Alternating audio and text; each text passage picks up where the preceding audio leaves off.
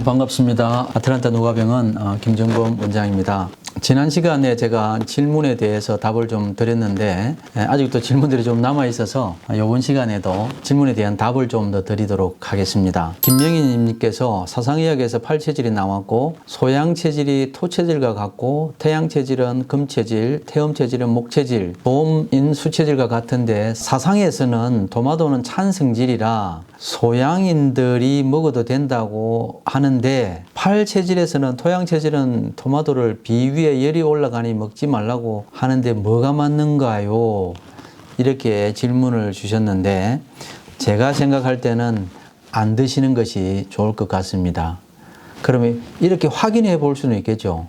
이걸 먹어가지고 나한테 이게 어떻게 도움이 되는지 안 되는지 확인해 볼 수도 있겠지만 제가 그동안에 경험하고 적용해 본 결과에 따르면 안 드시는 게 좋을 것 같습니다. 그 다음 홍삼도 사상체질에서는 소양인도 먹어도 된다고 하고 가공 과정에서 열이 중화된다고 하고 팔체질에서는 먹지 말라고 하고 같은 팔체질을 주장하는 사람들도 오리를 먹어도 된다 하고 안 된다 의견이 다르고 이렇게 주셨는데 그냥 제 견해를 말씀을 드리도록 하겠습니다. 홍삼도 역시 토양체질에 먹으면 안 되죠. 예를 들어서 제가 목체질인데 생선을 먹을 때 회를 먹는 것과 그 다음에 이제 생선을 구워서 먹는 것하고는 내 몸에 주는 데미지가 달라요.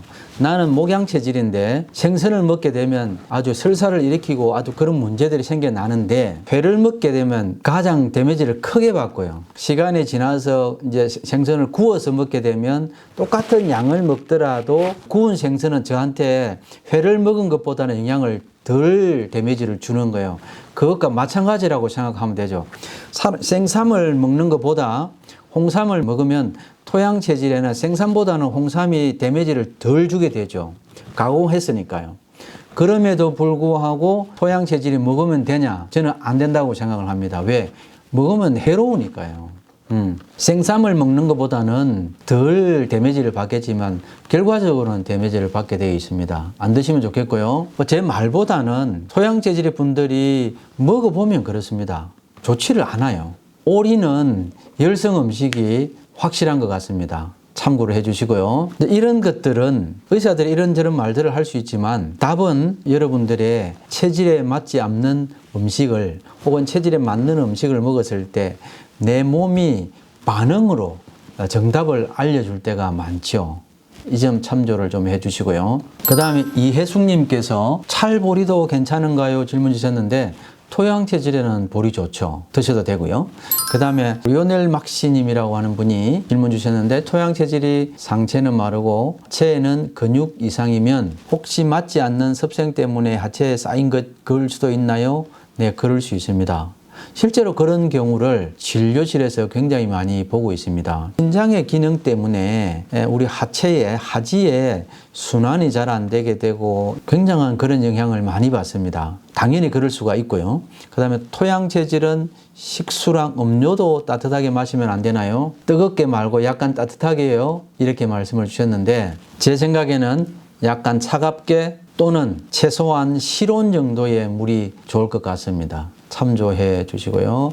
그 다음에 김향선님께서 토양 체질에 단백질 보충제가 안 맞다 들었습니다. 그래서 코코아 30% 스킨 완두콩 단백질을 우유에 2분의 1 스쿱 넣어 격일로 먹고 있어요. 어쩐지 여쭙고 싶습니다. 그러셨는데 토양 체질의 완두콩 단백질은 제 생각에는 드셔도 될 것 같습니다.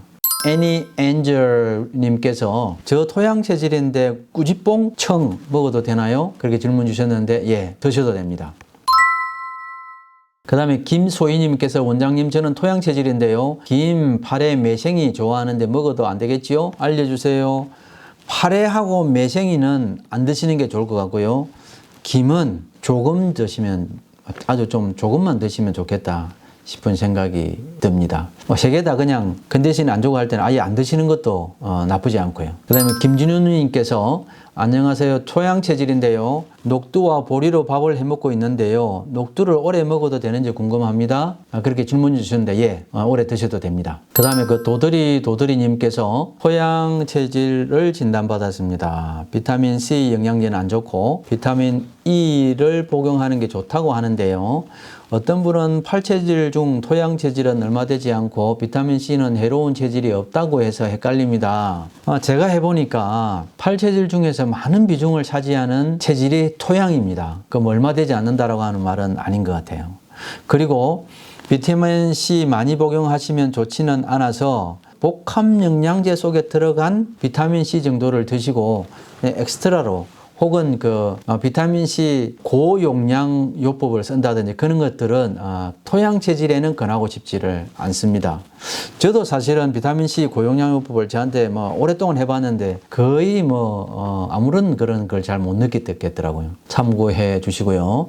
그 다음에 연희조아 님께서 원장님 미워하지 말라는 말씀 새겨드릴게요. 친정 엄마가 고혈압 뇌출혈로 쓰러진 지 33년째, 저도 52세로 갱년기를 겪고 있어요. 신장은 구기자보다 산수유가 더 좋은가요? 녹두도 괜찮은가요? 위열이 많은지 입이 바짝 마르고 맛을 잘 못 느껴요.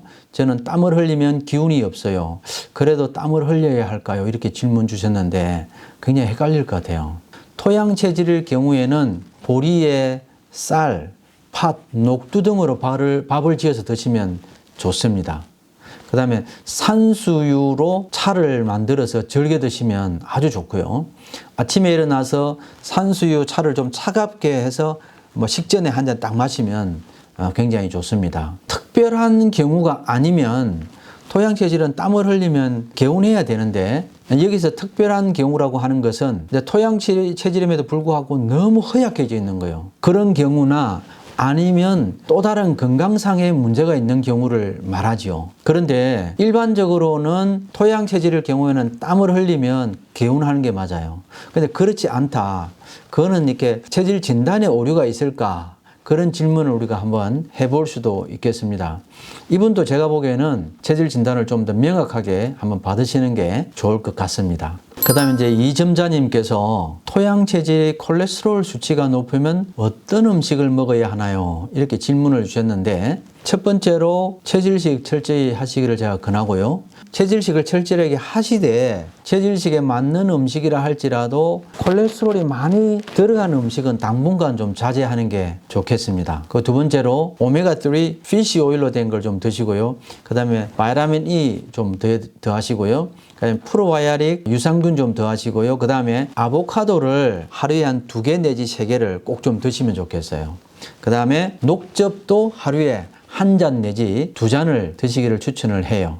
그러면 제가 말씀드린 대로 체질식 하시고 체질식을 하시되 체질에 맞는 음식이라 할지라도 콜레스테롤이 많이 들어가 있는 음식은 좀 빼시고 당분간 자제를 하시고 그 다음에 오메가3, 바이타민 E, 프로바이오틱, 아보카도 2개 내지 3개 녹즙 하루에 1~2잔을 드시면 콜레스테롤 수치를 낮추는데 아주 도움이 될 것이라고 생각을 합니다. 그 다음에 코코흐라님 분께서 안녕하세요. 좋은 말씀 감사합니다. 제가 토양 체질인 것 같은데 콜라겐2는 닭에서 추출된다는데 토양이 먹어도 괜찮나요? MSM도 먹어도 되나요? 유황도 먹지 말라고 하던데 알고 싶어요. 부탁드립니다. 콜라겐2는 안 드시는 게 좋고요. 그리고 관절이 안 좋은 경우에는 항산 계통의 영양물질인 글루코사민, 콘드로이틴, MSM 동시에 들어가 있는 그런 제품을 구입을 하셔서 복용하시면 좋겠고요.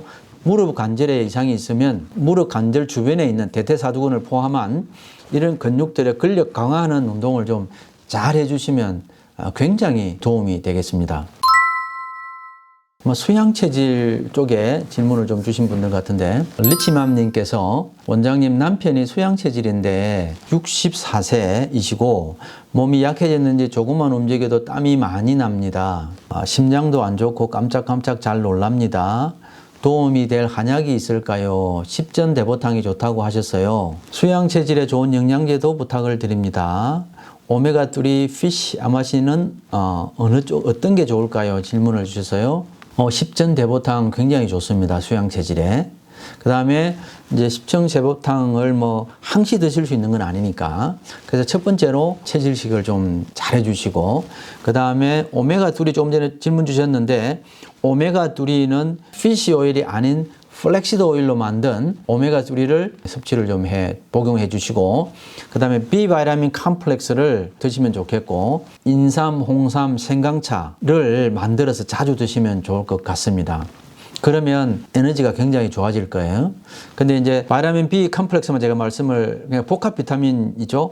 복합 비타민하고 복합 비타민 B하고 같이 좀 드시면 좋을 것 같아요. 멀티 바이타민하고 바이타민 B 컴플렉스하고 같이 좀 드시면 좋습니다.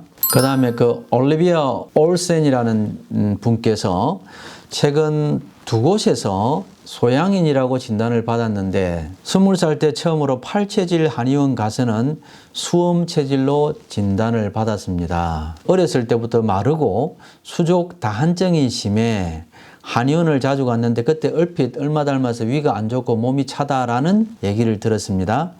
참 헷갈리네요. 소음인에서 소양인으로 바뀔 수가 있는 건가요? 어렸을 땐 말랐는데 지금은 상당히 비대합니다. 그렇다고 체질이 바뀌나요? 아니면 오진인 건지. 결론적으로 말씀을 드리면 체질은 바뀌지가 않습니다. 마치 이것과 같이요. 엄마가 A형이고 아빠가 B형이면 나올 수 있는 체질이 정해져가 있잖아요. 그러면 내가 엄마 아빠로부터 유전받은 혈액형이 내가 갑자기 어디 몸이 아프고 나서 혈액형이 바뀌는 건 아니잖아요. 그래서 마치 혈액형이 바뀌지 않는 것처럼 태어날 때 유전받은 체질도 평생 그대로 갑니다. 그래서 체질 진단에 있어서는 오류가 있을 수가 있죠. 그래서 지금 질문 주신 경우에는 체질이 바뀌는 것이 아니라 체질 진단에 오류가 있었던 것 같습니다. 그래서 체질들 진단을 잘 하시는 병원에 가셔서 다시 한 번 더 명확하게 체질 감별을 받으시고 그에 맞추어서 습생을 좀 해주시면 굉장히 좋겠다 싶고요. 김하수님께서 원장님 수음 체질인데 환절기 때 알레르기 비염으로 눈, 코, 귀 많이 가렵고 힘들어요. 도움되는 영양제 추천해 주시면 감사합니다. 제가 수음 체질 강의할 때 한랭 알레르기가 가장 많은 체질이라고 말씀을 드렸거든요. 일단 체질식을 먼저 꼭 좀 하시고 오메가3 플렉시드 오일로 만든 오메가3를 좀 드시고요.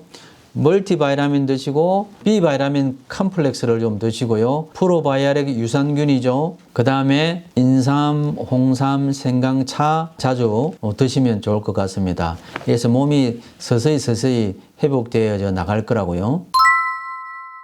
그래서 1차적으로 제가 그동안에 받은 질문들을 모아서 지난 시간하고 오늘 한 2번에 걸쳐서 말씀을 드렸습니다. 다음에 또 시간을 만들어서 알려드리도록 하겠습니다. 오늘 강의는 여기서 마치고요. 다음 또 제가 강의 시간에 만날 때까지 여러분 안녕히 계십시오.